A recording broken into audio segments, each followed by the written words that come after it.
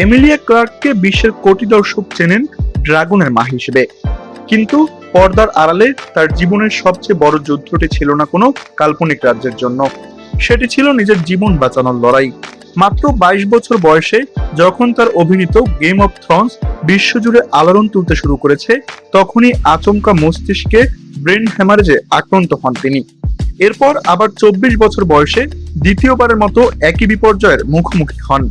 আজ প্রায় 15 বছর পর এমিলিয়া ক্লার্ক বলছেন, বেঁচে যাওয়াই যথেষ্ট নয়, সুস্থ হয়ে ওঠাও সমান গুরুত্বপূর্ণ। 2011 সালে গেম অফ থ্রোনস এর প্রথম মৌসুম চলাকালীন জিমে ব্যায়াম করার সময় তিনি তীব্র মাথা ব্যথায় আক্রান্ত হন। পরে জানা যায় মস্তিষ্কে অ্যানিউরিজম ফেটে গেছে এবং জরুরি অস্ত্রোপচার ছাড়া বাঁচার সম্ভাবনা ছিল না। অস্ত্রোপচার সফল হলেও শুরু হয় দীর্ঘ পুনর্বাসন, যেখানে স্মৃতিশক্তি হারানো ও কথা বলার সমস্যার মতো ভয়াবহ অভিজ্ঞতার মধ্য দিয়ে যেতে হয় তাকে। কয়েক সপ্তাহের মধ্যেই তিনি আবার শুটিং এ ফেরেন, কিন্তু শারীরিক ও মানসিক সংগ্রাম চলতেই থাকে। 2014 সালে আবারও ব্রেন হ্যামারেজে আক্রান্ত হন তিনি, যা পরিস্থিতিকে আরো জটিল করে তোলে।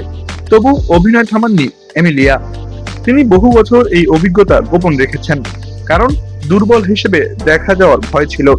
পরবর্তীতে 2019 সালে তিনি প্রকাশ্যে আসেন এবং মা জেনি ক্লার্কের সঙ্গে প্রতিষ্ঠা করেন সেইমিউ নামের দাতব্য সংস্থা, যা ব্রেন ইনজুরি রোগীদের পুনর্বাসনের কাজ করে।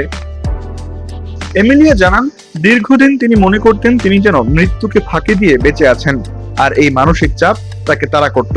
তার মতে, অনেক রোগীর সমস্যা শুধু চিকিৎসায় শেষ হয় না, বরং আসল লড়াই শুরু হয় তারপরেই।